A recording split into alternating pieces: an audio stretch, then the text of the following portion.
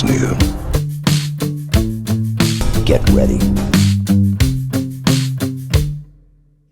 Hello there, everybody, and welcome to episode 47 of the Play to Win podcast. My name is Tyler. I am your host this week, and I am joined, as always, by my amazing, fantastic, and awesome co-host, Keiran. What is going on with you, my man? How are you doing? I can kind of see the design on your sweater, and I like what I see, like the top half of it. It's Critical Role, like really thin, like hoodie kind of thing. It's pretty nice.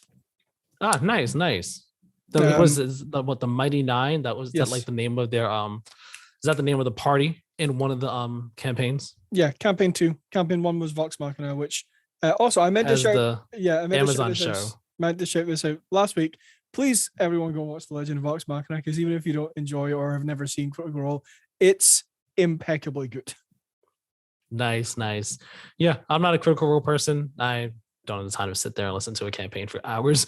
Maybe I'll watch Vox Machina if I ever feel like it, get around to it. I don't know. One day, possibly, maybe. But yes, how are you doing?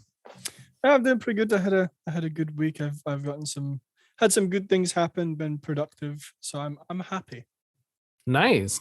Yeah. I feel like it's been a productive week on my end as well. More so at work, because I was not in on work on Friday last week because I took the day off to play Horizon. So like someone covered me for a bit that day, like covered part of my job, but like there was a bunch of other stuff from that day that were built up for me on Tuesday, and then other work from last week I hadn't gotten to. So this week was basically the catch up week, and I still have stuff to catch up on too. So, but I felt productive getting a whole lot of it done during the week. And then even outside of that, just, playing some games, playing a game, enjoying that game. Of course, that game being Horizon. We'll talk about that later on alongside what else Keiran has been playing himself, which I'm very excited to hear about. We'll talk about that when we get to it. But this is the Play to Win podcast, a show where we break down the week's biggest gaming news through in-depth discussion. Timestamps in the description if you want to check them out, bounce around and at different points of this episode.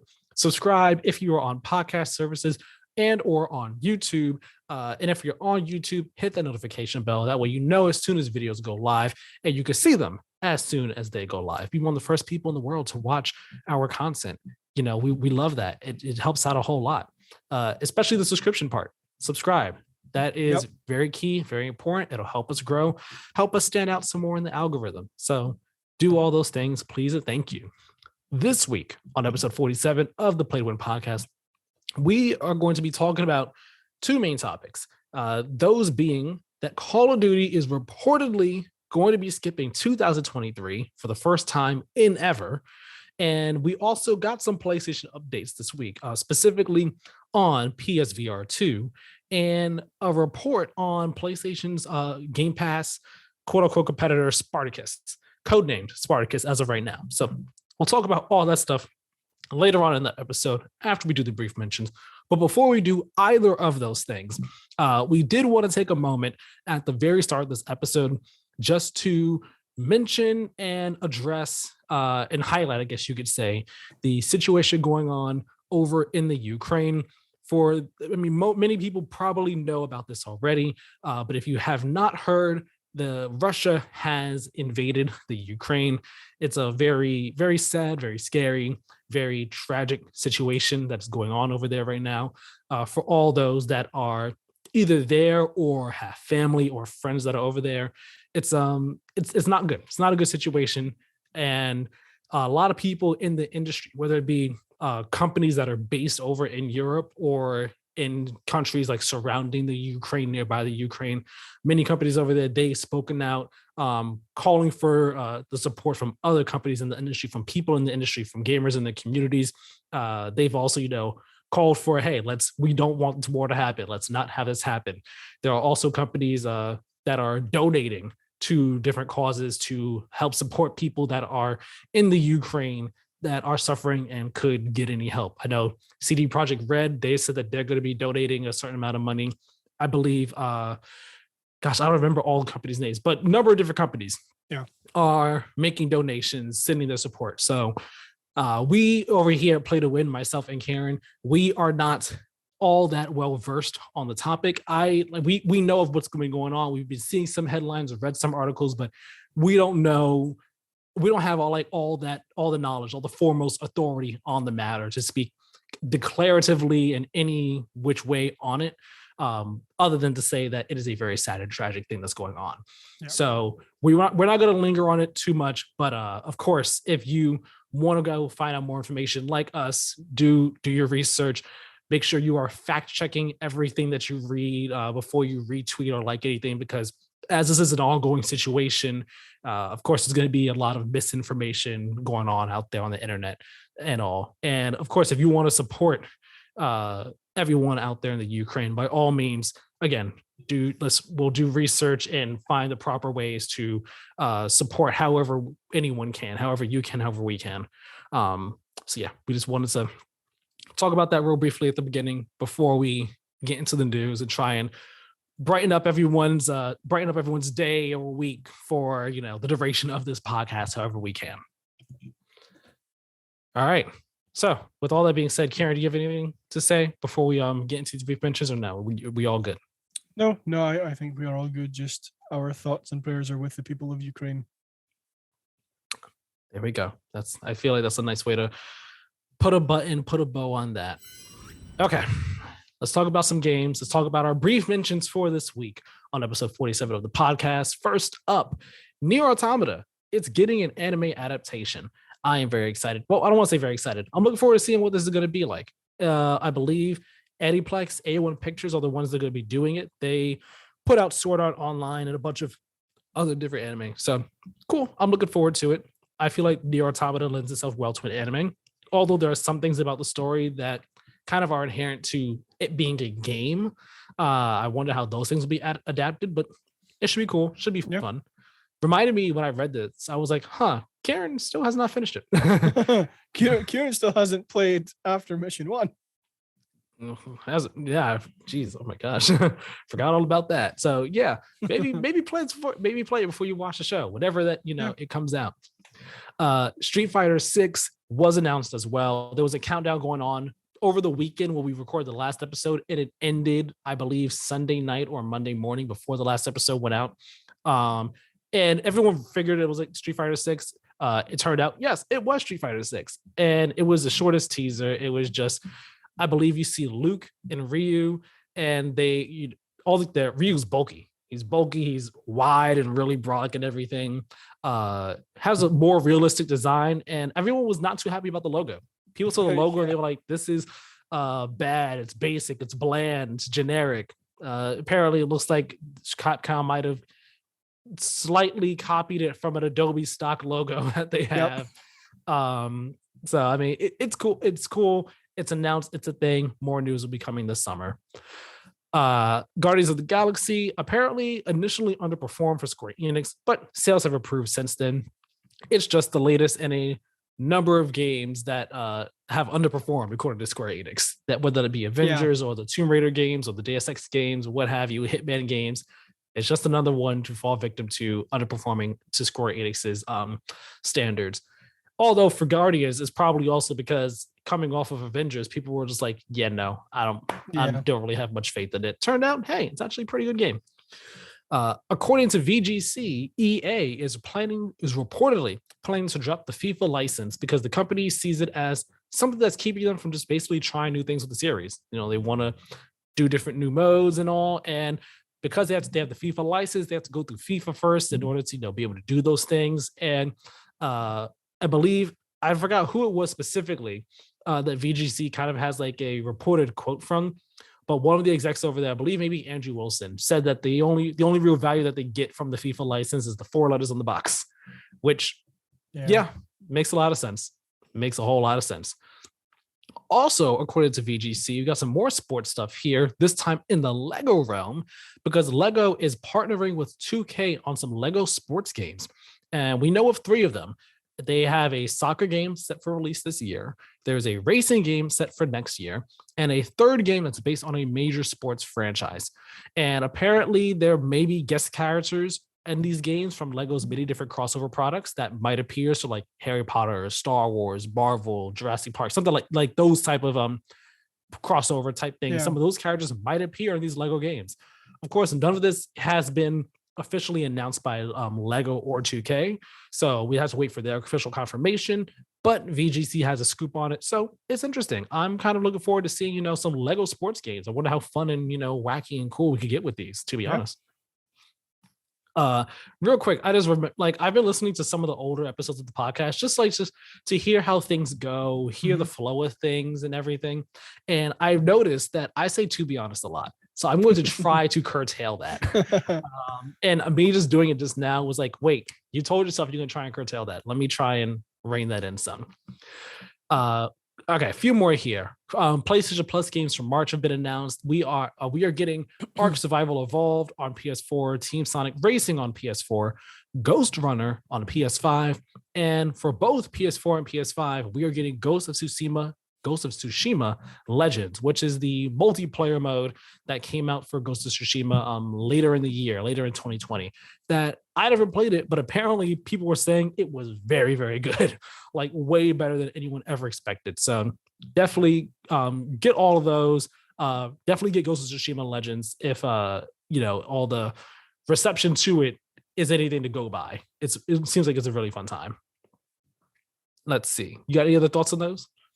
No, I mean, it seems like a pretty good month. I think it is far better than the Games with Gold this month, but let's move on.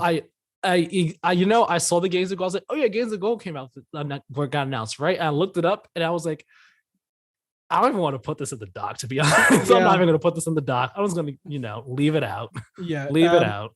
In my opinion, probably one of the worst months it's had so far. Yeah, I saw it. I was just like, do we even want to just announce Games of Gold on the show anymore? We just do PS Plus games and Game Pass games. That's a different conversation. Knockout City will be going free to play starting with season 6 in the spring, and Velen Studios will self-publish the game going forward. Now, no one will have an excuse to not play this game. It is a lot of fun. It is a blast to play. Go ahead and check it out. Bethesda, they are closing down their PC game launcher this year. Starting in April, the company will be moving its games over to Steam. So players who want to move their games, saves, and virtual currency over to Steam, they will have to complete the transfer process by May, since the Bethesda launcher will no longer be accessible then. And the final brief mention here, which I think is absolutely wild and surpasses what we expected. I kind of went back. I went back to see what we both thought. And we were close, but not quite. Elden Ring's Metacritic score. Normally, I don't really like to bring up Metacritic scores as brief mentions because it's just is what it is. Game score, great, cool, whatever. But this case, Elden Ring scored a 97 on Metacritic. On launch day, at a point in time, it was 98 on launch day. At a 97, we both guessed 94 is what it was going to get. We were close, not quite. 97 on Metacritic for Elden Ring on PS5 places it at number 12 on the all-time list. That puts it alongside games such as Super Mario Galaxy 1 and 2, Disco Elysium: The Final Cut, GTA 5, Red Dead Redemption 2, and Breath of the Wild, to name a few. Also, Tony Hawk's Pro Skater 2 is along them at the 97s as well on the Dreamcast, and I believe on a different platform. I forgot what it was. Just wow. I figured it would be ranking high. I remember when we talked about it in that episode, we were predicting scores and everything. I said, I'm sure people are going to be saying this is going to be From's magnum opus and so on and so forth. I don't think I thought it would get this high though at all. And I haven't read any reviews. I've read snippets of reviews. I haven't had time to sit down and read a full review, but what I've seen, the reception I've seen, and seen a lot of people saying it's up there. It's one of the greats. Yeah, I was looking at it before we started, and if you want a testament to how good this game is, if you go on Metacritic and look at all of there's currently, when I looked just before we started recording, there are 49 critic reviews of Elden Ring on Metacritic, and 28 of them are 100. This, it's insane. It's very good. Massive congratulations to the people at Front Software, and I think this is just a testament to, if you actually take your time with the game and delay it if you need to, then you can actually get something that's pretty good. Yep, exactly. We're gonna head on into our first news story this week, and that first story, it's gonna be all about Call of Duty. Now, Call of Duty, almost 20 years old. It's 19 years old as of right now. Next year it'll be 20. It can almost drink. It's a full adult now, but it's not quite at the drinking age yet, at least in the US. I'm not sure what the drinking age is over where you are. 18. So it could drink for you, but not over here. Not over here. Not quite. Well, for its 20th birthday, it's skipping the party. It's not having a party for the 20th birthday. It's Call of Duty, according to Jason Schreier over at Bloomberg and his sources, Call of Duty is skipping 2023 because Activision, they said, you know what? Sales for the last one, not that great. We might need to take a break of the year. So I kind of bullet pointed this because I didn't want to pull up the Bloomberg article yesterday and not be able to read it today because, you know, Bloomberg, they have like, you can only look at it once or so. But I will read directly from the article here because I can now. So Jason Schreier, he says here in his article, Activision Blizzard Incorporated will delay a Call of Duty game that had been planned for next year. The first time the franchise will be without an annual mainline release in nearly 2 decades, according to people familiar with the plan. The company is pushing off the release after a recent entry in the series failed to meet expectations, cough, cough, Call of Duty Vanguard, leading some executives to believe that they're introducing new versions too rapidly, said the people, who asked not to be identified because they weren't authorized to discuss the deliberations. The decision was not related to Activision's agreement to sell itself to Microsoft for $69 billion, the people said. Activision is working on other projects to fill the gap next year. A Call of Duty game set to come out this fall will receive a steady stream of additional content, and there will be a new free-to-play online title next year, said the people. Treyarch, the Activision-owned studio working on the now-delayed game, will also help with the free-to-play title, the people said. And we have a quote here from a spokesperson for Activision saying, quote, "We have an exciting slate of premium and free-to-play Call of Duty experiences for this year, next year, and beyond. We look forward to sharing more details when the time is right," end quote. Man, what is your take on this? What do you think? Like when you first saw this headline, Call of Duty skipping a year, or whatever the headline might have been, initial reaction? I thought it was fake. I thought I was never gonna read those words in my life because Activision has been so insistent on releasing a game every year for the last nearly 2 decades that I was like, there's no way they're going to skip a year. That's losing them a lot of money. And we all know that, cough, cough, Bobby Kotick only cares about money. And I assume that not to bring that whole kind of situation into this, but I mean, that's what crossed my mind is I'm like, I wonder how Kotick's sitting with that. But right. I mean they borderline needed to put out a game every year from Call of Duty in recent years because, as we talked about before, their game pipeline out over at Activision and Blizzard, they haven't been putting out too many games each year. Like Call of Duty is that game. So especially in recent years, Call of Duty has been that game for them. It's been practically the only game that they put out. And it's like, we need that Call of Duty money. So that's why it's also like even really shocking that it's not going to be coming out next year. Yeah, and I mean, if they need to take an extra year to work on it, by all means. Oh yeah, for sure, 100%. Yeah, I saw this and I was like you said, I was like, wow, I never thought I would see those words appear. At least not until the Microsoft acquisition went through, if it does, and then like Microsoft might decide, all right, we want to delay. Like Activision just on their own saying, nope, we need to do it. So I have a tiny bit of context here. Just a little bit of tip information. Like I said, next year the series will be 20 years old. So it started in 2003. Ever since the release of Call of Duty 2 in 2005, there has been a new mainline entry every single year. And then if you want to count non-mainline entries, there has been one every single year since 2003. Because there was, I believe, it's either Finest Hour or Big Red 1 in 2004. That was the first one on console. So if you include non-mainline entries, there's been one every single year. I mean, it's just like, wow. Yeah, like that's insane to have I mean, it's kind of what Apple's done, right? They've released an iPhone every single year. And I imagine, like, not only to be able to innovate on a product enough so that it can be released as like a sequel or a separate product or whatever you want to call it, takes a hell of a lot of time, a hell of a lot of money, and a hell of a lot of people. And it amazes me that they can, as much as, like, you know, they're on 3-year dev cycles. So like they're not really making a game in a year, they're making it in 3. But at the same time, it still amazes me that they have been able to pump out a game every single year for the last basically 18 years consistently without much issue. And I mean, like, they weren't on a 3-year cycle for the longest time. They only started the 3-year cycle in 2014 with Advanced Warfare. Before that, it was Infinity Ward for COD 1 and 2. And then starting with after COD 2, it was Treyarch in 2006. And then Infinity War 2007. And they went back and forth until Advanced Warfare came out in 2014.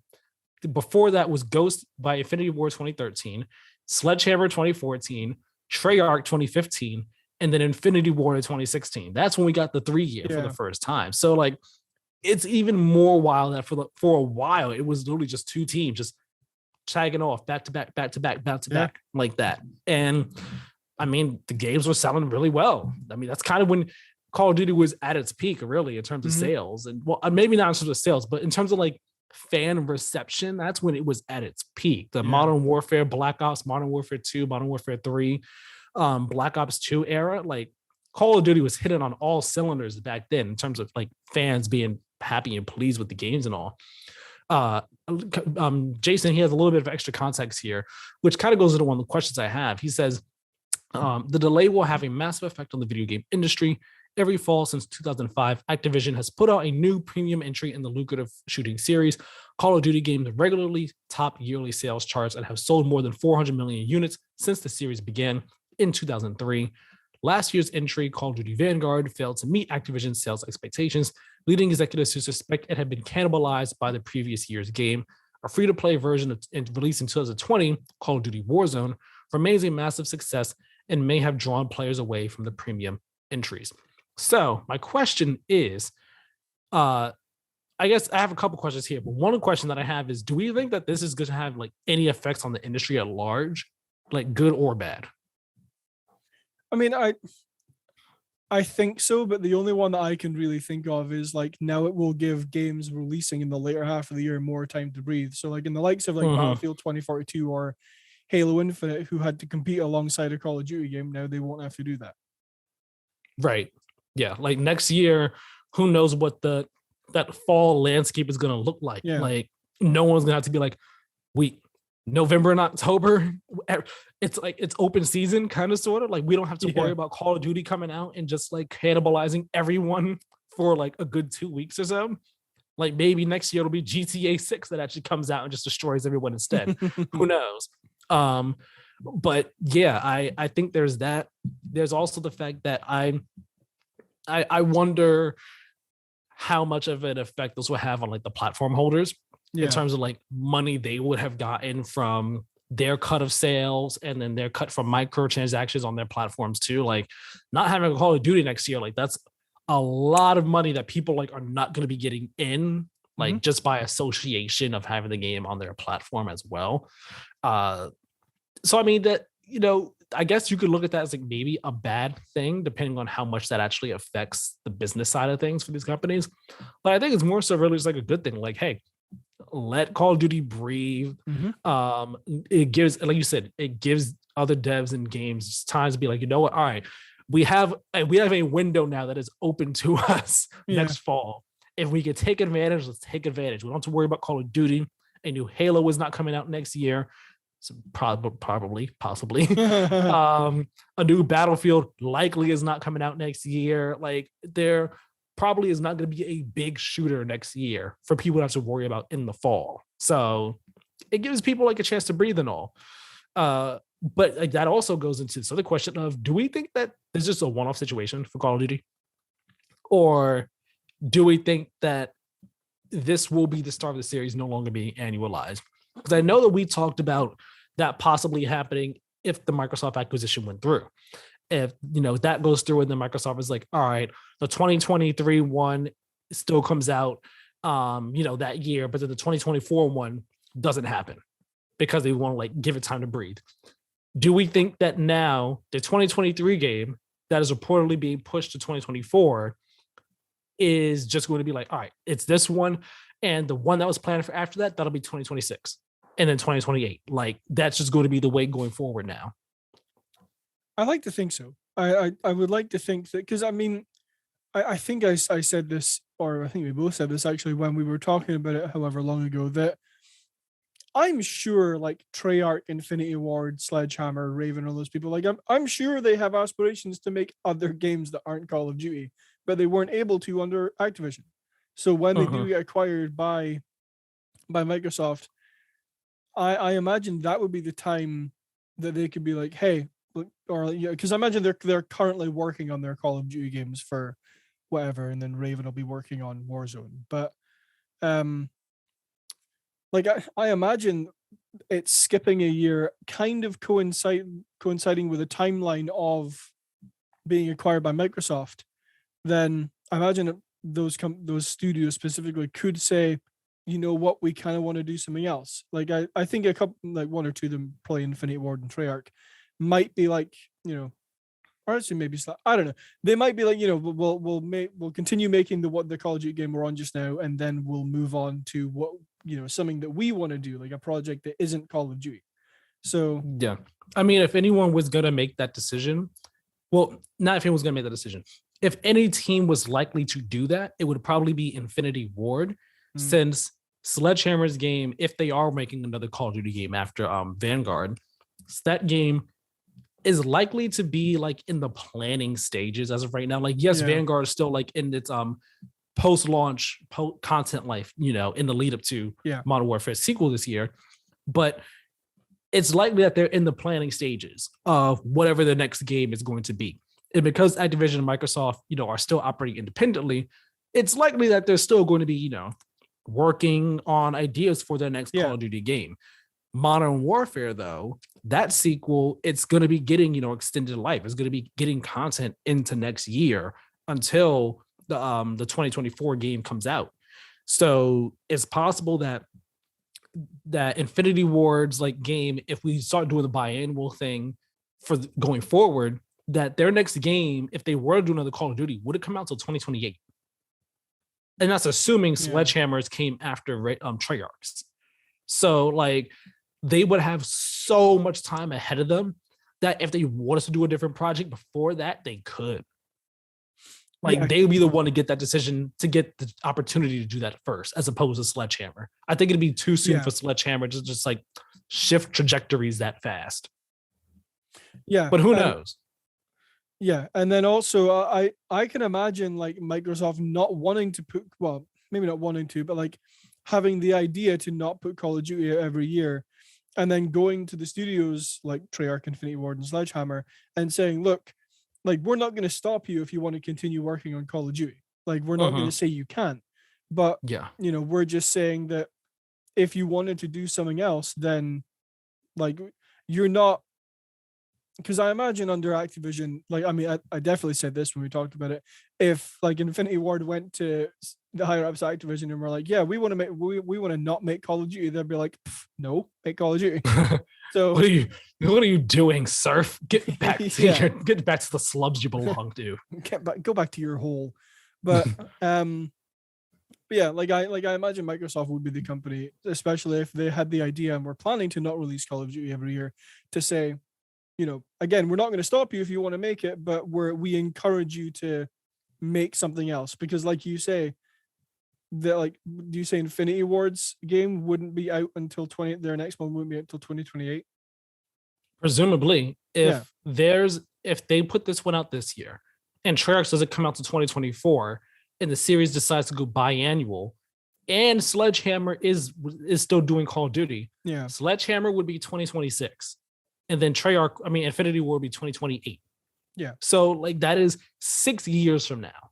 They have plenty of time to make a whole new Call of Duty in that time, but also like, because they have plenty of time to make a new Call of Duty, because then the baton will be handed to Treyarch in 2024. That's 4 years to make a new Call of Duty if they wanted to.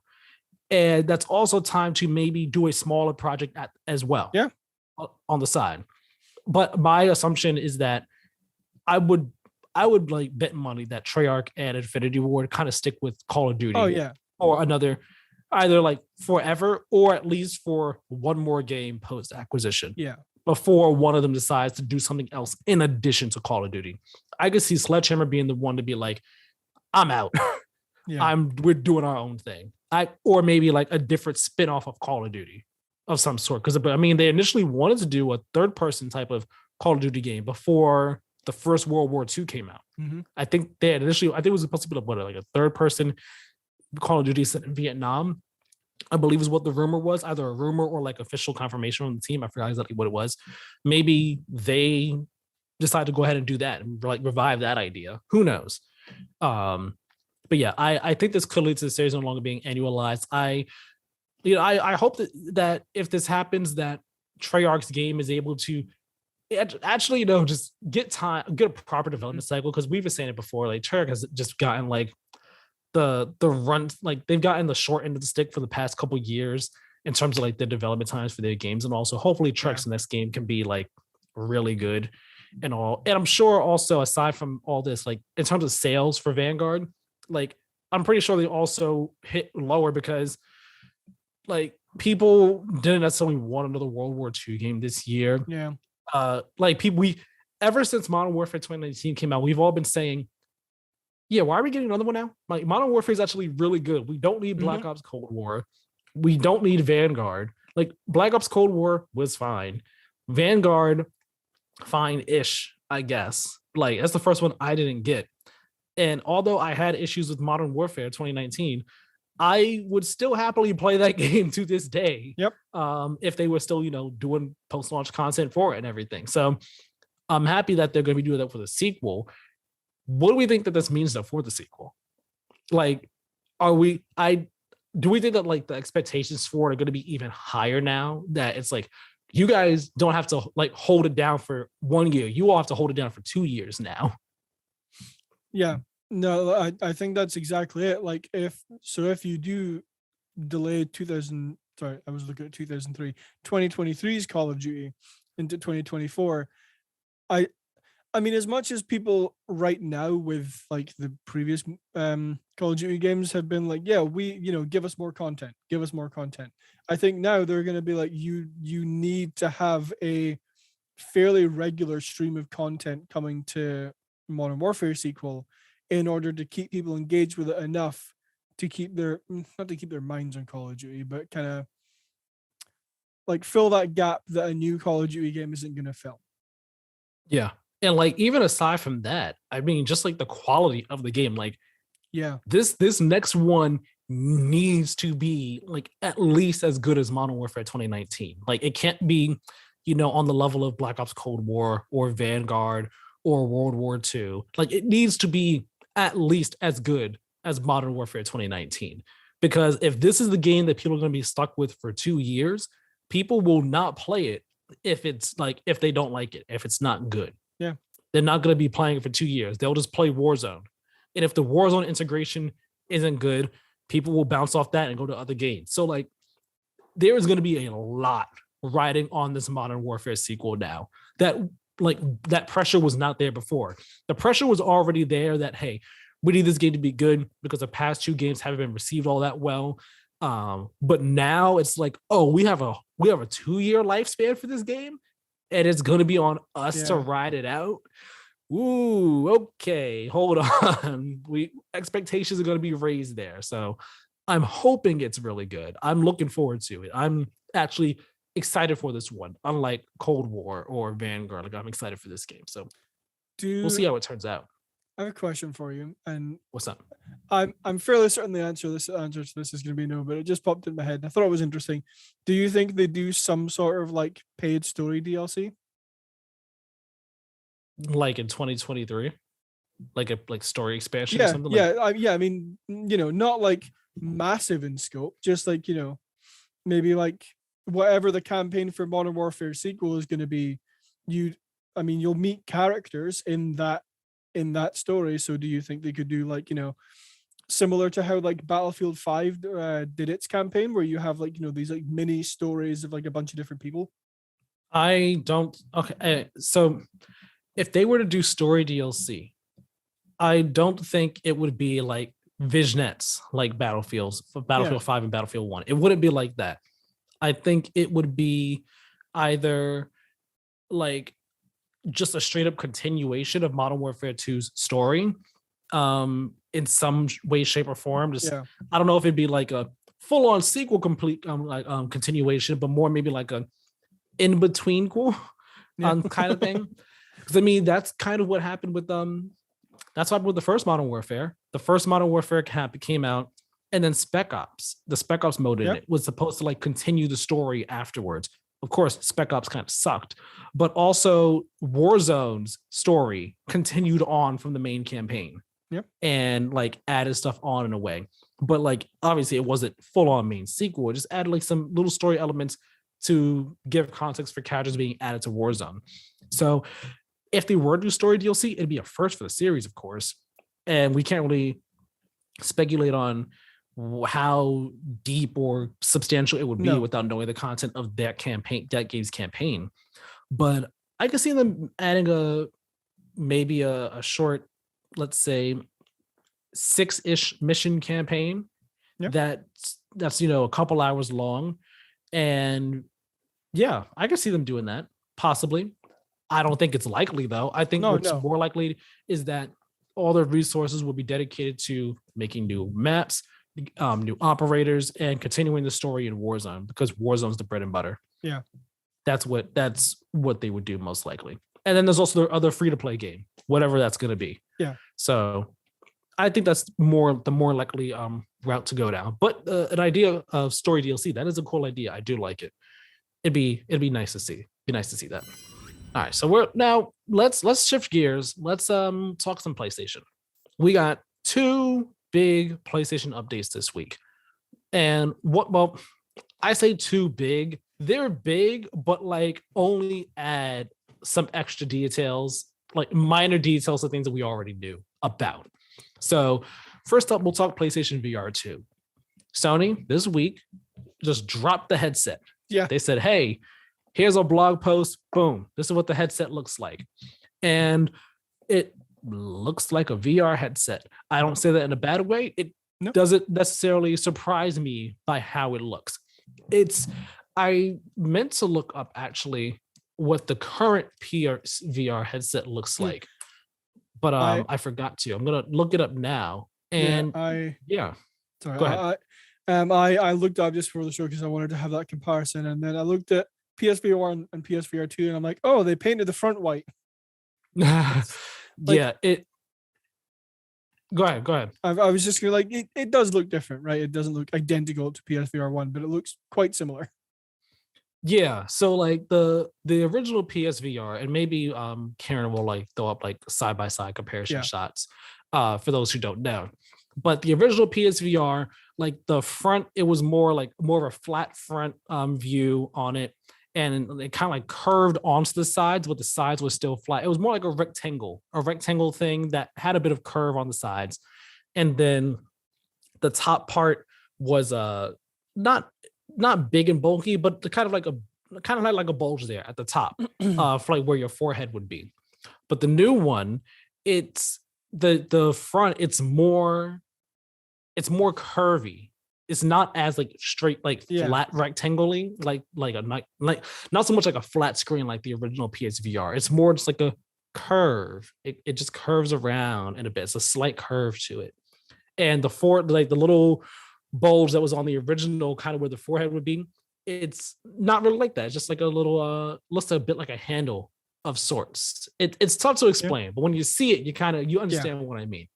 But the headset, just a couple details here. It is white, just like the PS5. The Sense controllers are also white now. Before we first saw them, they were black. Now those are white too. If you've seen the Quest 2, I'm sure there are other VR headsets that are like this as well. It has 4 cameras on the front for the inside-out tracking. The PSVR 2 headset also has those cameras for its tracking as well. And like I was saying before, it has a rounded orb-like shape to it. That's what they say in the PSVR blog here. In this, the shape is similar to the controllers, the Sense controllers.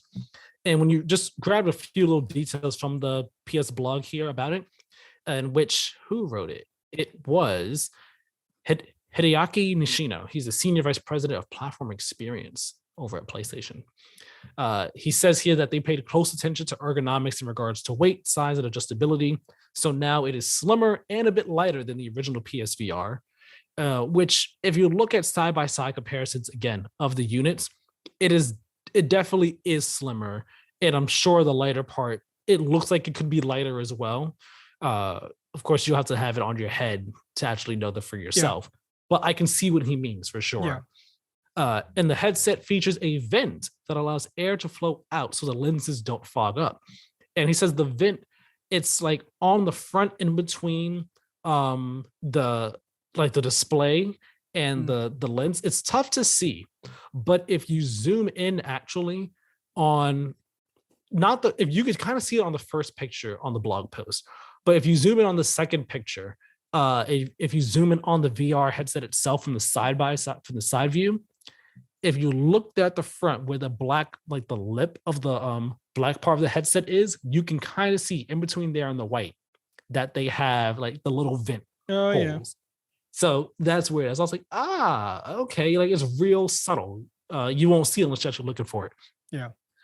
So yeah, they just gave us a look at it and then kind of reiterated some points that we already know about the headset. Like, hey, there's the motor in the back, and you have the adjustable dial on the headset to adjust the positioning of the lenses if you want to move them farther apart or closer together and all like that. What do you think of the design? I like it. It looks honestly a lot more premium than the first PSVR did. Yes, it does. I do like that they have now like matched the white for the Sense controllers to the actual headset rather than having, the controllers be black and then the headset be white. I think that would just mismatch. But no, like I actually think it looks very good. It looks very premium. I like that it's only one cable. Yes, they keep reiterating that. Like, no, it's only one cable. It's only one cable. And they also did say that the aux cord jack for like headsets, it's in the same place on this headset that it was on in the original one. And where is it? There's something else that like the placement for it is the same as on the original one. So okay, they're keeping something similar between the two that they got like good feedback on. Yeah, excuse me, the way that I kind of look at it is like with the first iteration of PSVR, they weren't like exactly sure of how well it would do or how much people would enjoy it or whatever. So they did like, not saying they didn't put a lot of thought and effort into the design and the ergonomics and everything, but it feels like they've taken a massive leap forward with PSVR2 and they have made it look like how I would kind of have wanted the PSVR 1 to look if it was more of a premium device. Yeah, because I mean the PSVR 1, it was working with PS3 Move controllers. Yeah, for its controllers. Like it's not that it was something like that you said that like they weren't invested in. Yeah, but it was like I want to say the idea seemed like a bit of an afterthought for PS4. It wasn't made necessarily with PS4's architecture like in mind, like hand in hand. Yeah. Like PSVR 2 is like, all right, we saw PSVR did pretty well for us and we actually want to pursue this more. We're going to make this side by side with the PS5 hardware, with that hardware in mind, with VR in mind and what the potentials of it can be in mind. Like, and that's now how we get this, like you say, more premium looking and sounding headset and controller setup, as opposed to here's this headset that you need the PlayStation camera for, and then the controllers is going to be the PS3 Move controllers that aren't that accurate, but it gets the job done. It's like PSVR 1 seemed more like we want to do VR, let's dip our toes into it. Let's test it out with this setup. And it's working out well. All right, we're going all in on the next one. And we're going to give you like an actual nice headset, nice controllers that are made for and perfect fit for VR. Yeah, the like something just came out of my head of like it kind of reminds me of so when the Oculus first came out, you couldn't buy like an Oculus. You could buy a development kit, or I can't remember what it was called. It was basically a dev kit where like it wasn't a consumer version. Whereas which I think is like somewhat akin to like the kind of structure of PSVR 1 versus 2, where it's like the first one, yes, it was a consumer version, but at the same time, it was more like built for function rather than like making it look nice and making it, with all of its own hardware, like its own dedicated controllers. Whereas PSVR 2 is like the consumer version of the Oculus, where like they've put a lot more time into like, the design and how it works and all that kind of stuff. I get what you're saying. I completely get what you're saying and all. I'm hoping I like this design. I do like as if there wasn't clarity. I do like the design, I like the way it looks and all. My only hope is that the cord, the one single wire, that it's not it doesn't get in the way of anything. I doubt it will, because it's only one cord as opposed to the multi-cord, multi-box setup that the original PSVR had. It's just the one cord. So there's that. But I'm also hoping that the weight of it is good, because the reason I have my Quest 2 and I really like my Quest 2. The reason I don't play it that much though is because it does not stay on the front of my face. Like for a time it did, but after a couple months, whenever I would play it, it would slowly just slide down my face. And I constantly have to move it up while I was playing. It's just like, I can't keep doing that while I'm playing. So like I need to get something that could be like a counterweight in the back to, so it stays up. If the PSVR 2 has the same issue, it's going to be really annoying. So I'm hoping that either the adjustable strap is good enough to have it so that I can have it stay up on my face, or that the weight of it is enough so that it stays on my face. It doesn't like constantly slide down like after 30 minutes of playing or anything like that. So that's my only hope with it. But other than that, I think the headset looks cool. I'm looking forward to it coming out. That price, I'm worried about that price. That's the one thing that I'm worried about. I'm sure that's the one thing everyone's worried about. That, and of course, game support. But that price of getting on in for PlayStation VR admission, I'm hoping it's $500 and not more than that, because that's going to be a tall ask for a lot of people. Yeah, I suppose if we have one hope for the headset, I hope that the one cable is removable. Like, not like consistently plugged in. Yeah, just because if that one wire is like attached to the headset, and if it ever breaks, you need to buy a new headset or you need to send it in for repair. Whereas if it was removable and say it was just a USB-C cable, then you could just go and order another one off Amazon. Well, they did say that like it connects to the console through USB-C, so I imagine it is a removable cord. Yeah, I mean, like I said, because I mean, if you are standing up and moving around, and you could tug on the cable, you could pull it loose from the head. Like there's a lot of things that could go wrong with a singular cable being fixed to the headset. So I do hope it's removable, but I'm hoping it's long enough so that like I don't accidentally pull my console down, because I'll be playing with it like in the space right in front of my TV, and my PS5 is right next to my TV, and the space where I'll be playing is really not far from the console at all. It's literally like inches away from my bed. I mean, from where I am right now. So I doubt I tug the cord and like knock the console down, but I also don't want to have to worry about that. Give it enough slack so I don't have to worry about that. Yeah. My one worry is scalpers. Yeah, there's also that too. Like this is something I want to get. I don't think I'll get it holiday, like when it comes out. If it comes out this year, I don't think I'll be getting it day one as much as I would love to. It's more so something I think I'll get like if it comes out this year, let's say next year or in the beginning of 2024. Like I'll probably need some time before I jump on it, because again, scalpers and also just priorities, money and all like that. So we'll see. We'll see how it goes. Yeah, I think I'm in the same boat as you. It's like I probably wouldn't get it at launch, but it's definitely something I want to get. And I probably wouldn't get it at launch again because the scalpers and availability and all that. But also I would want it to have like a good pool of games when I get it. Well, you see, like if assuming it's backwards compatible with regular PSVR games, I have some of my library that I've downloaded from that I've added from PlayStation Plus There's also Astrobot Rescue Mission, which I've heard a lot of great things about too. And then I think Resident Evil 7, you can download the VR version of it because it's on Resident Evil 7 is on PlayStation Plus collection. So I think you can get the VR version for free. So I mean, there would be that too if you wanted to really like immerse yourself in Resident Evil, Keiran. Just like really scare yourself to death. I'm good. Give it a try. I wouldn't. Well, maybe I would. Maybe I would. I have to finish that game actually. I'm still like 4 hours in. I haven't finished it. I haven't touched it in almost a year. But yeah, I mean, if they do it like that, then you already have a built-in library of PSVR games. Then it's just you got to add on with the PSVR2 library. Hopefully, Horizon Call of the Wild is there day one. You know? Who knows? Who knows? We'll see. Yeah, I mean, like I said when we were talking about Call of the Wild, it's like I would love that to be like the Astro's Playroom of PSVR, where it's built in and it's like you get it with the unit and it shows you everything you can do with the system. Yeah, it'd be cool. That'd be awesome. Now, our second bit of PlayStation update news stuff over here is we got some potential PlayStation Spartacus prices from Jeff Grubb over at GamesBeat. For those who may not know or need a reminder, Spartacus is PlayStation's codenamed Game Pass competitor of sorts. And it's what it's going to offer is a couple different things. But we know it's going to have 3 different tiers at 3 different prices. And we have an idea of what the names of the tiers are and what each thing will offer. Now, again, most of these details we already knew.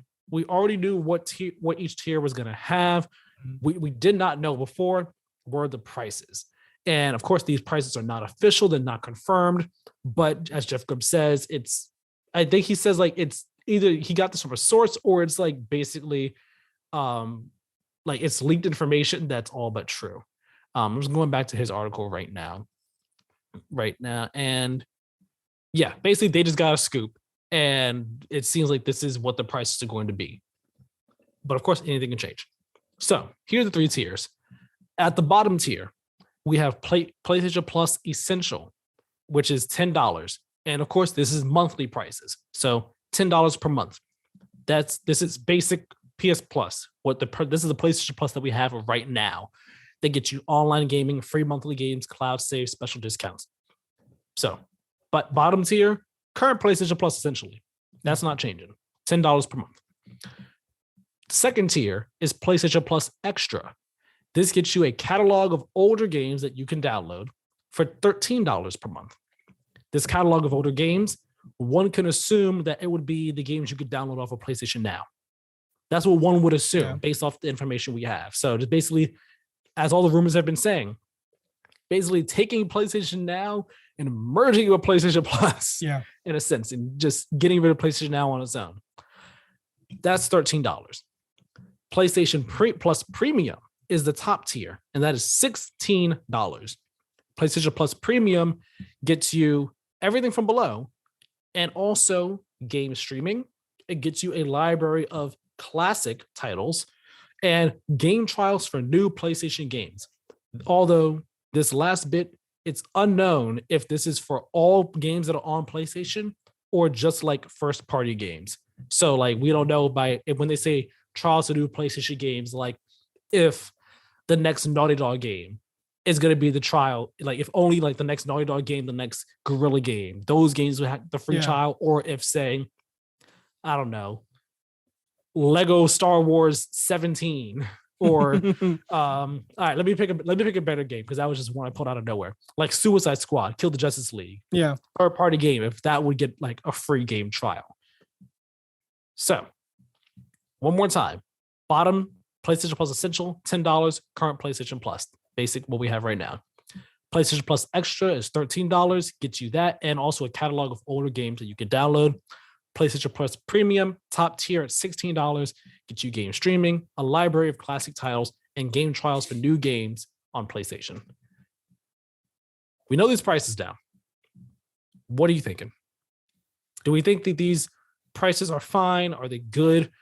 Do you think that they're justified for the content that you're getting with each tier? What are your thoughts on it? I think for the first 2 tiers, I think the prices are around about right. I think that PS Plus, Essential is the same price it is now, right?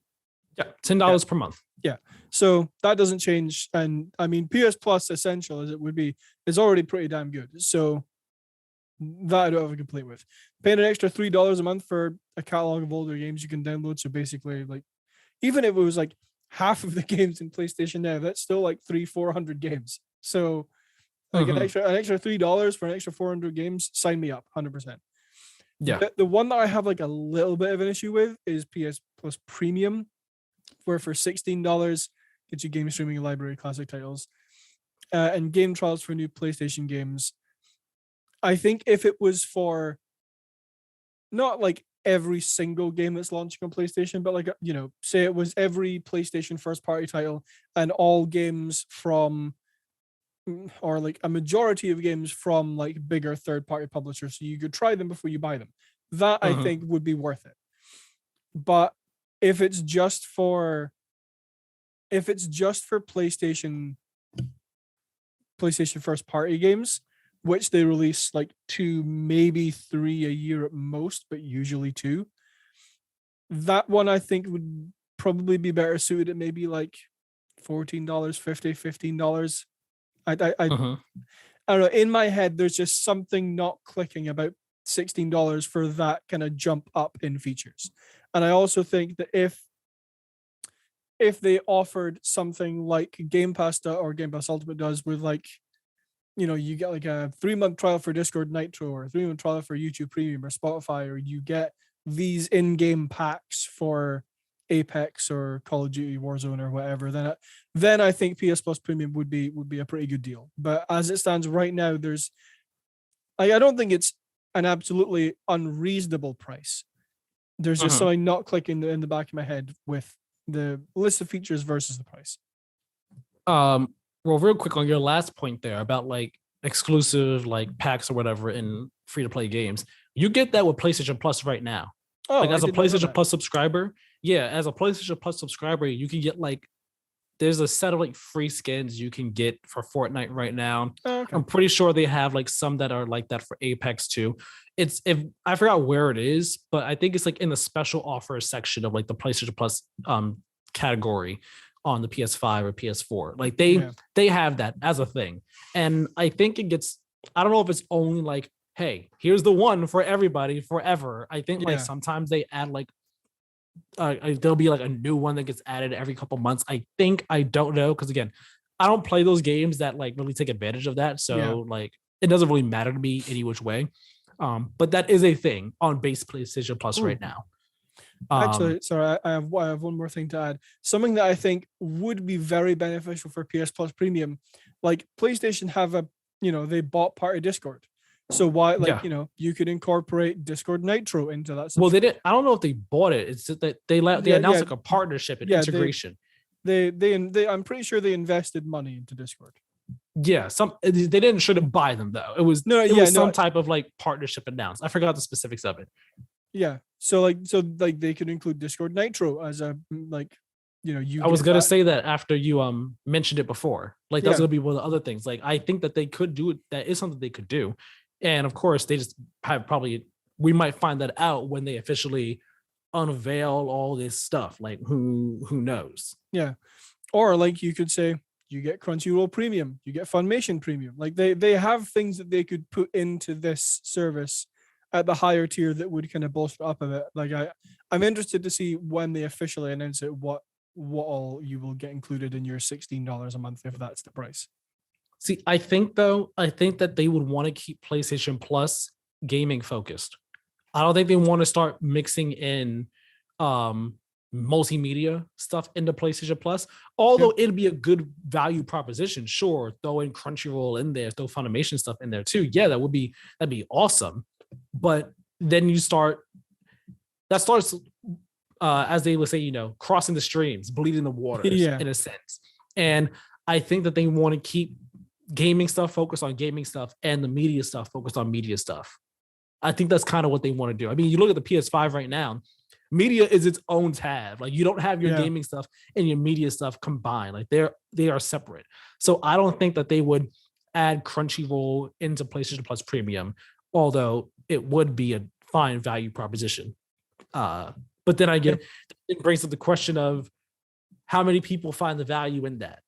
Yeah. Because again, people are like, I subscribe to PlayStation Plus for these gaming related things. I don't care about anime at all, any way, shape, or form. Like I'm subbed to it for gaming stuff. So there's that. I think with the PlayStation Plus, with the PlayStation game trials and all, I think like yes, they only put out like 2 or 3 games per year. But I mean, there's also the entire PlayStation 4 library that's already out. Yeah. And for those who might have a PS4 and haven't played those games, or just got a PS5 and haven't played all those games, and they have the they have the PlayStation Plus collection, but not all the first party games are in the PlayStation Plus collection.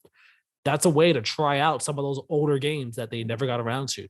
Like Ghost of Tsushima, for example, it's not in there. So you know what? I want to try it. If the trial is like 10-hour trial, I get to play a good 10 hours of Ghost of Tsushima, assuming that I'm able to play it at all after the download finishes. I'm hoping to God they don't actually have that just continue sticking around.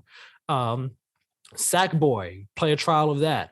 Could do a trial for Death Stranding, although I think that's still going on. Could do a trial for a litany of PlayStation games. And it'd be awesome if this also extended to the VR games too. Yeah. Because then once you get PSVR2, it's like, all right, there's all these other PSVR games here. Let me try this one, see how this one is. Let me try this one, see how this one is. Maybe the trial times for those will be shorter, assuming that the VR game, because I assume that the VR games will be shorter than like these full-blown console games. So the trials for those might be like an hour or 2 hours as opposed to a 10-hour trial. But I'm sure they would extend it to those as well. I mean, or I would at least like to think they would, because that would be the smart thing to do. So, and I think like the game trials, like only looking forward might be a bit, not specifically talking about you, but only looking forward on it might only being looking at like part of the picture. Like that might not be seeing the entire picture for it in regards to like the value you can get from that as a current PlayStation owner, or even a new PlayStation owner.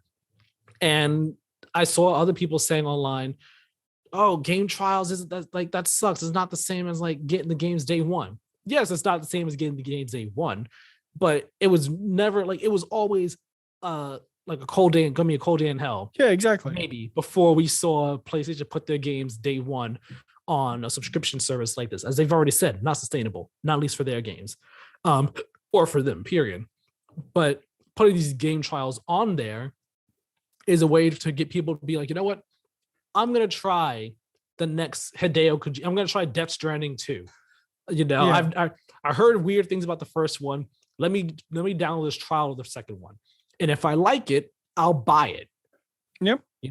As opposed to just writing it off entirely because you don't, and not potentially giving Sony your money. Like it's a gateway. It's a gateway into getting these games and getting more money into Sony's pockets. Oh yeah, 100%. I mean, the thought did cross my mind when you were talking about like yes, it would be awesome to include trials for the entire PS4 library, but then I also have to ask is like how many people would find value in that for people who have had a PS4 for however many years and have already played Ghost of Tsushima and God of War and Horizon and all these games. So like I don't get me wrong, I like the idea and I think it would work well for them. I just similar to your thing of like how many people would find value in Crunchyroll if they added that to PS Plus Premium. I wonder how many people would find value in getting a game trial for a game that came out 7 years ago. Yeah, I guess it's similar to the Xbox side of things with Game Pass. Like Game Pass got introduced in 2017. Yep. So you could say that like, oh well, where's the value in this for people that have had Xbox One since day one and have had and have like played all these games? Like, yeah, they've played them all, sure. A lot of them might have played them all, but people who are just joining the ecosystem haven't played them at all. So like there is still the value there. There's still value in it for even if it may not be for those that have been there since day one and played all those games. Like you gotta think about the people that have been there since day one and might not have played all those games, or the people who are just joining in for the first time. And they're like, all right, there's all these games. Let me see. Let me try this one. Let me try that one. Let me try that one, so on and so forth. And just go from there. Yep. So yeah, I saw a lot of people online saying like, oh, this is all we're getting. And it's like, all right, guys, we've known this is what was going to be in it for a while now. Let's not act like this information is brand new. The price is what's brand new. And I think the $16, well, the $10, cool. $13, fine. I think the $16, I personally am fine with it. I think it is right at that fine line of, if it was 17, it would have been too much. Yeah. If it was 15 would have been perfect. But 16 is like just that amount over that you can go where it's like reasonable without being like, all right, what are you doing here now? Like what's going on here? So I think it's a fine line. It's a fine line. And I think a lot of it's going to come down to how good the streaming is, what these classic titles are, and like how many are there. And like, I guess the specifics of the game trials. The game trials maybe less so, but definitely like that library of classic titles. A lot of people are going to be wondering, what are these classic titles? And are they downloadable? Are they only streamable? How many are there? Or more going to be added over time? Like, those things are going to matter a lot for people for the premium tier. I think that's actually what's going to drive the premium tier more than the trials than anything. Like, being able to play these older games, that's going to get a lot of people to sub. Yep. So you got to hope that PS2 games can be downloaded if they're in there. You got to hope that PlayStation 1 games, if they are in here, can be downloaded. You got to hope that PS3 games, if they are in here, for sure can be downloaded, because streaming, it's an alternative. It's not the final solution. No, exactly. It's not the ideal way. So I'm hoping that they will have found out a way to get backwards compatible stuff running for PS3 games. That way we can get them downloaded on the systems. And then you can have people playing games like Metal Gear Solid 4, Infamous 1 and 2 on PS3. I mean, on PlayStation 5, Starhawk, Warhawk, Lair, just for the lulz. Heavy Rain, Heavenly Sword, like those older games and stuff, which might not have been all that critically acclaimed, but still, it's like let's get some of these get some of these games back up here, you know? Yeah. So I'm hoping that's what's going to happen with that tier. But overall, I think the prices are fine. I think they're justified. That top tier is going to have a lot of work cut out for it.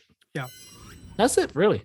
That's it for the news this week. Yeah. Unless Keiran has any final thoughts on any of this PlayStation stuff or the Call of Duty stuff, I think we're all newsed out for episode 47.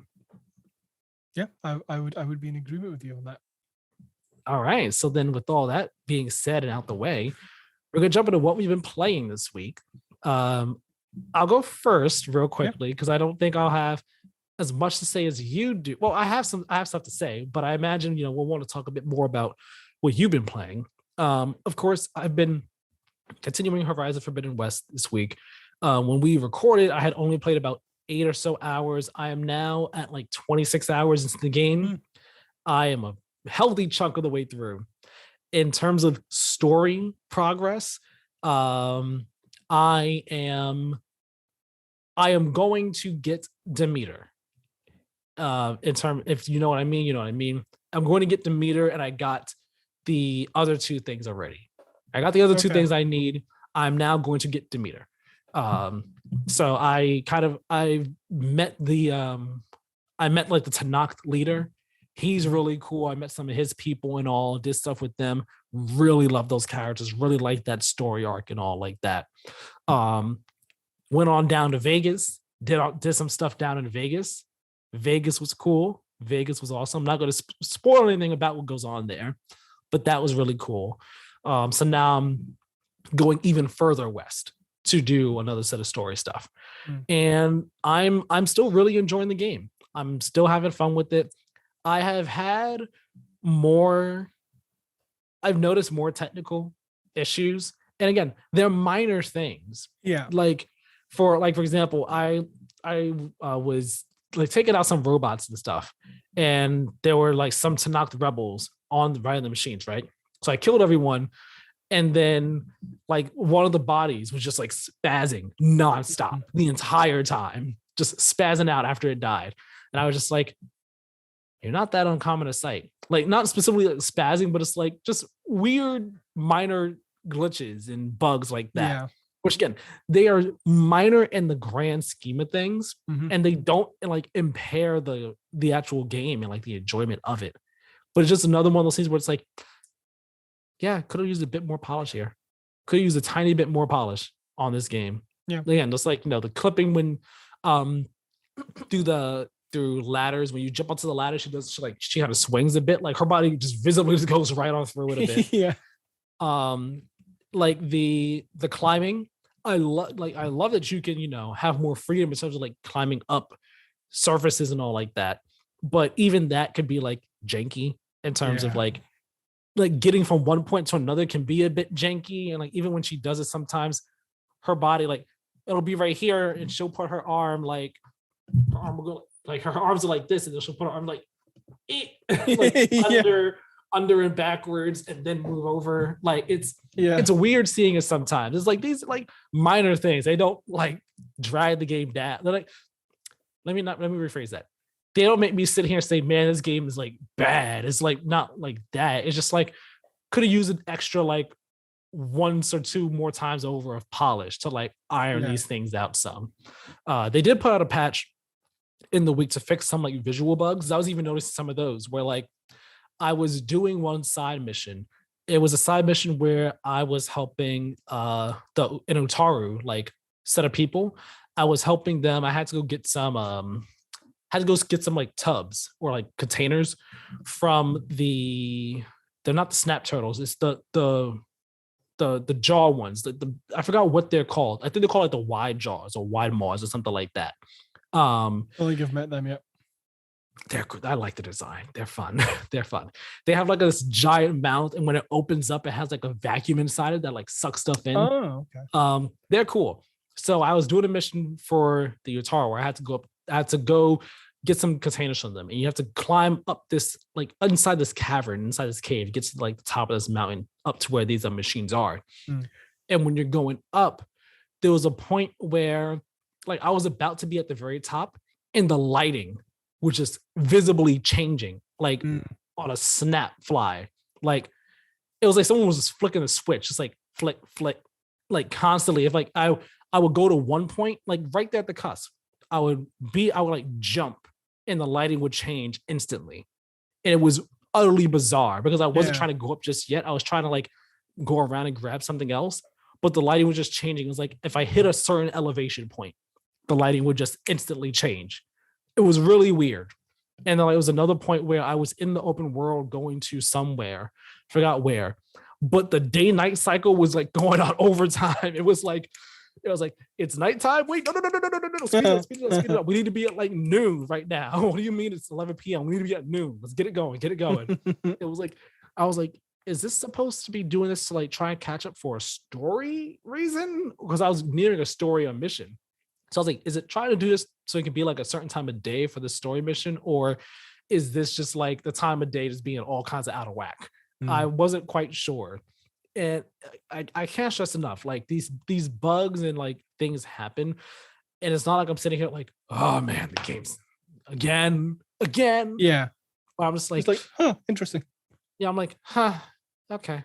Like they kind of add up in a sense. Yeah. I think the one that annoys me the most though is when I'm riding my charger out in the open world and I'm riding it and then like it just stops and I can't move forward. I don't know if you've had that happen sometimes, but like you'll be riding, you're riding and then it stops and you're like, okay. And then you go to the left to go forward and you can't go forward. And you can't go forward at all.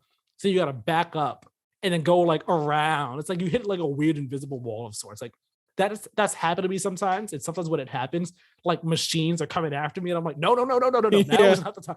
Now is not the time. Don't do this. Don't do this. Like that's actually been the most annoying like bug I've had, more than once. But all that aside, I'm playing the game. I'm still having fun with it. I'm still having a blast, uncovering this story, which has gotten very, very deep and has expanded so much after I forgot what the mission is, like what the mission name is. But there's a point in the game where you get to a mountain, and then after that you have to do a whole lot of stuff on the west side. Keiran, you'll know what like the mission is that I'm talking about if you've done it.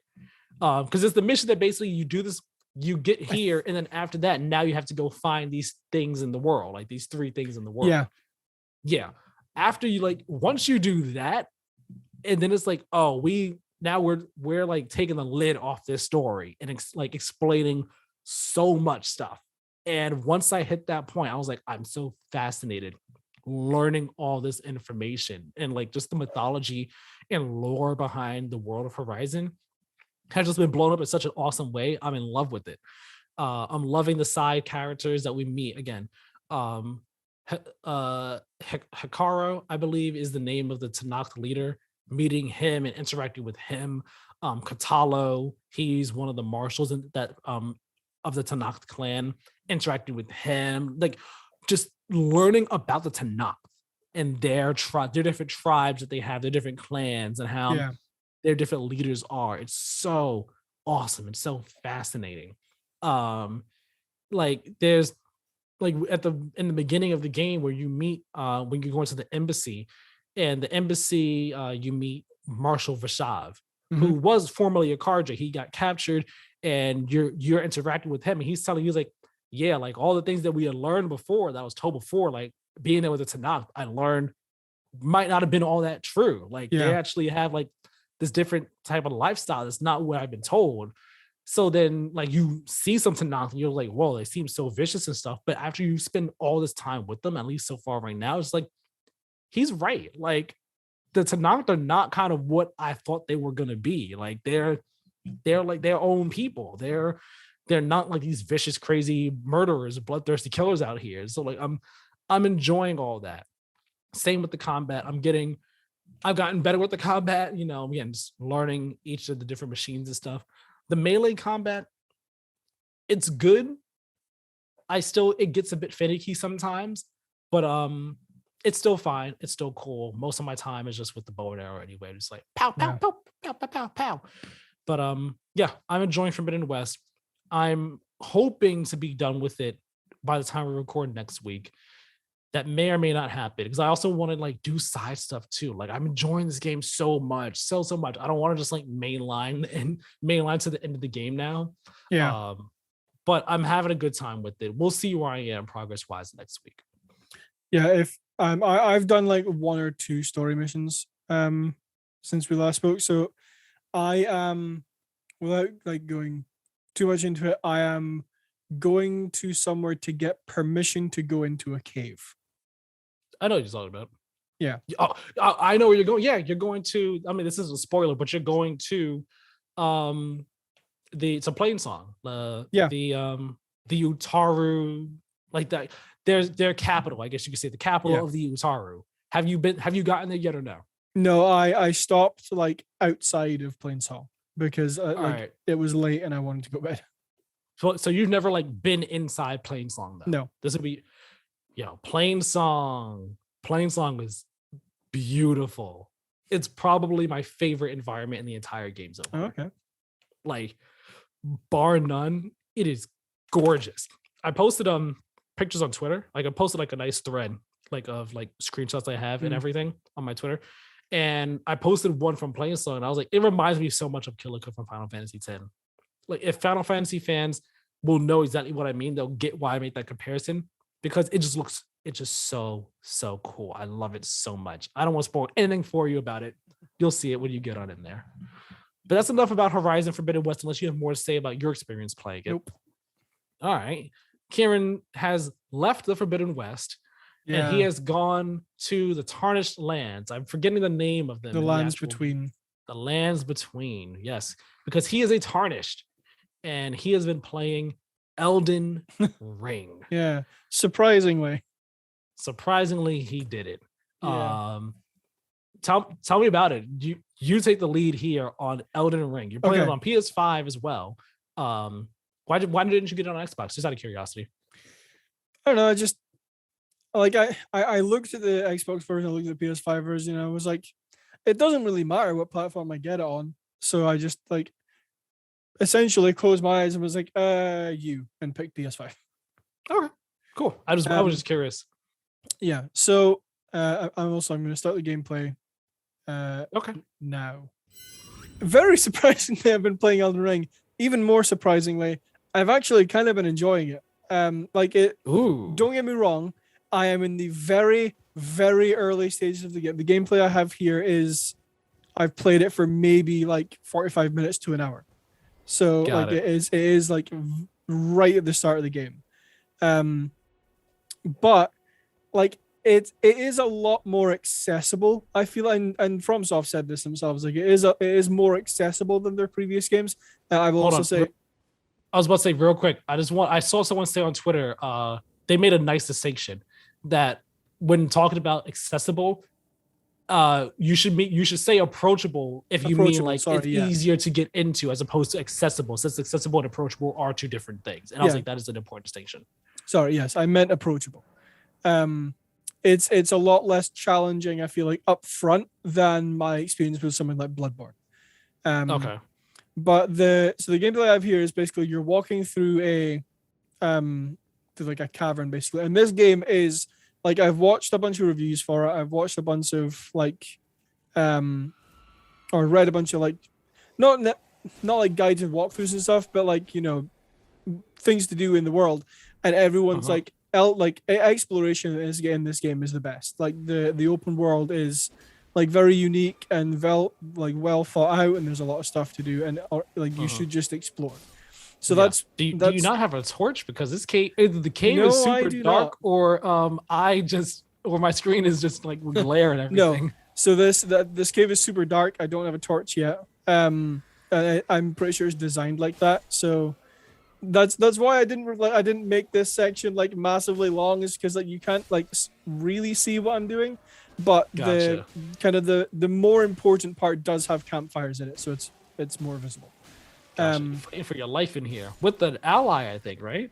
No, so basically I don't necessarily know what that is. I know they've had it in previous FromSoft games. I think it's like somebody else who's run through here who has, and is like you just see them running around, so you know. Yeah, with their ghost. Yeah, so it's kind of like, hey, go and look over here, or go look over here. But gotcha. So basically, you start the game, you do this kind of little intro section, and then there is.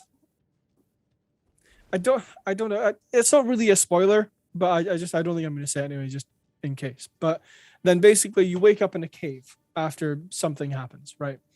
And then you fight your way out of the cave, and you basically open up the door, and you have the Lands Between in front of you. I can't remember the name of the starting area off the top of my head. And then you kind of walk a little bit off to the left, and you find one of the first like sites of grace, which is like the bonfire of this game. Yeah.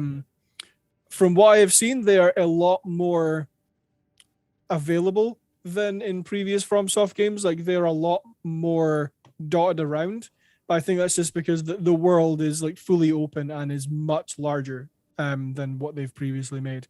Game's gorgeous, like absolutely stunning. It's like, I mean, not that you can really tell in areas like this where it's dark. But like the blackness, it's just it's immaculate. Yeah, but like if you were to go out in the open world and walk around, then like you would be like, damn. And you have classes you can pick from, like right at the start. I chose Vagabond just because, in one of the things I read, it's like if you're not so experienced with Souls games, choose Vagabond. I'm like, okay, I'll choose that. So basically you start with a sword and a shield. And and basically you start with a sword and shield, and they're like, okay, go. Like they don't. There's no like. There is tutorials. There is like information pop-ups that happen. There's like this is how you do this thing. This is what this is for. But there's no like, here's your quest marker to go over here. Here's like a marker on your map for an NPC you need to go talk to. Like there are no map markers. There are no like waypoints in the world other than ones you place yourself. It is literally just you have this massive open world. Go and explore. We're not going to spoon feed you. We're not going to give you stuff. We're not going to tell you to go over here because there's something important. You have to go and find it for yourself, which is very refreshing when you come from like Ubisoft games and like massive EA open worlds where they have like a million map indicators for you to go and do. This has literally none. There are. I was going to ask, like, do you find that to be a good thing? Like, are you enjoying that? Do you like that there's no guidance in terms of where to go, or do you find it to be something that could be like annoying or a handicap or frustrating, like for you? I mean, for me, I'm actually quite enjoying it. Like I said, it's quite refreshing coming from like open worlds that are like, you have to go here, you go and do this thing. There's this million things in this one area for you to do. Like I am liking that it is. There you go, first death. But like I am died from Grendel and Grendel's children. Yeah. No, I am liking that it is more. We're just gonna leave you to go and do your own thing. Like you can literally walk right across the map, like right after you kind of get out of the area. So this is, just quickly, this is where I cut it so that like you weren't watching me run through, like and die a bunch. Yeah. Before I beat this boss, I think I tried. This is like the sixth attempt, maybe. Okay. So like, it didn't take me super long to beat this boss, but like, if you were watching the health bar of the boss when I was hitting him before, it was going down a fair chunk with each hit. So this is definitely one of the more like starter bosses of the world. Yeah. That being said, I was watching my friend play Elden Ring on Thursday night because I think he got it slightly early. And literally, you open the door and are presented the world, and right there, like maybe like 400 or 500 feet away, there is a big gold dude on a horse that like I've seen people like post footage of fighting it. Yeah, that is like my friend who is like quite good at Souls-like games. Like I've watched him play. Like he's played Dark Souls 1, 2, and 3, Sekiro, Bloodborne, and basically all of them, and. He tried like at least 15 times to kill it and got nowhere close. So I was like, sheesh. Yeah. So like I actually kind of like how, like because you would assume that like, the big gold dude on the horse, as soon as you walk out the door, is going to be somebody who, might be challenging, but isn't going to be, impossible to kill. Whereas the reality is he's actually very difficult. And I have snuck around him every time I've gone out that door. And then there's someone else. I'm not going to go into it because I don't want to spoil it for people who haven't played it. But like, basically, if you start here, there's an area like kind of back a bit and like off to the side, like over here, that like I started riding my horse across, and then something happened, and I was like, well, I'm never going back to that area again, or at least not for a very, very long time. Yeah, like it's challenging, it's fun. Don't get me wrong, it's not like my favorite like game I've played this year, or like I'm not like so in love with it like I have to keep continuing, but like I am gonna keep playing it because I want to at least say I have beaten the first major boss. That's my one goal for this game so far is just beat the first major boss. Yeah, I was gonna ask if you think like if you're at the point yet where you're like, I want to see this through to completion, or if you're just kind of like, I like it and I want to keep playing.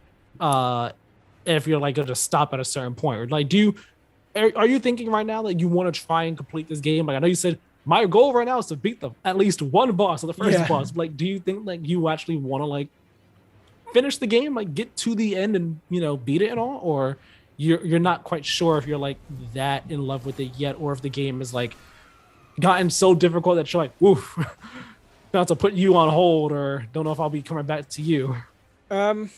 I'm at the point right now where like I'm still kind of undecided whether I want to like finish it to completion. I'm leaning more towards yes. I want to try and get through this game, but at the same time, I'm not like so in love with it that I have to finish it. Especially. I imagine. I'm sorry. I was gonna say I imagine that like if you put it on pause, you're like, all right, yeah, I'll like finish it at some point in time later down the road, and like you come back to it 6 months later, it's gonna be like, what was I doing? How do I play? What's going on? And then it's like, oh man, I might as well start all over, or I'm gonna be like in for a rough ride trying to relearn this game. You know, it's like Souls games definitely seem more like ones where if you're not really a Souls player, if you're trying to finish the game, you better just commit to it for the time being. Don't put it on pause and come back to it months later.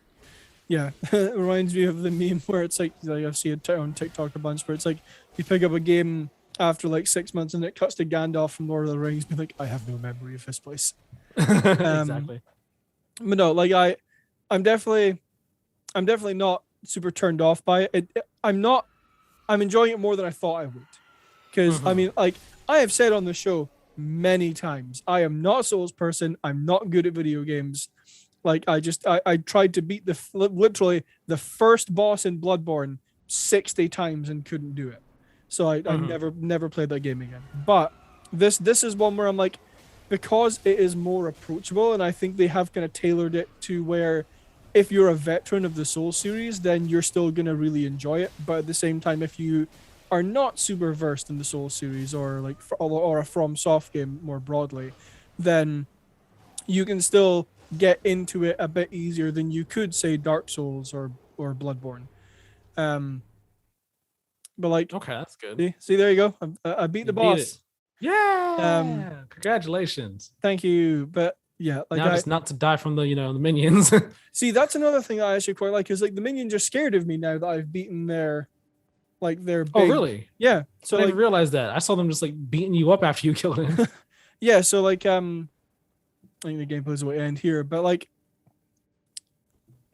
that surprised me actually, because like I would have assumed that because it's a FromSoft game, the combat doesn't stop just because you beat the boss. Like if there are other enemies around, like you're not done. But I was surprised. I was surprised that like I turned around and they were like cowering away from me. So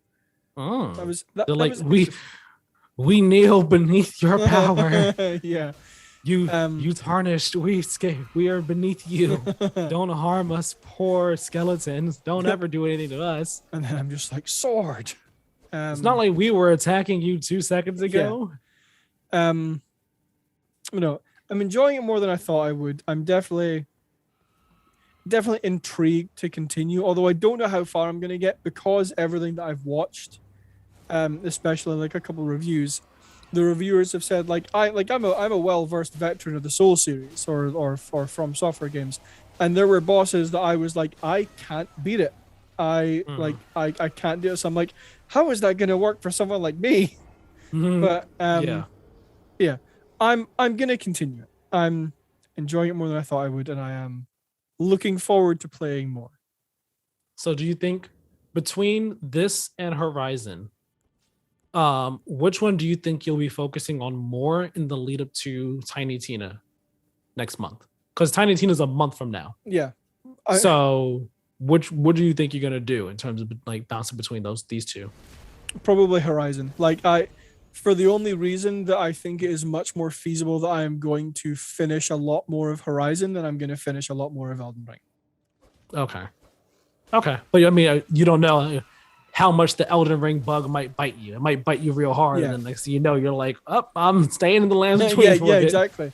It's like no other games for the rest of the year. Just Elden Ring runs all the way. Right.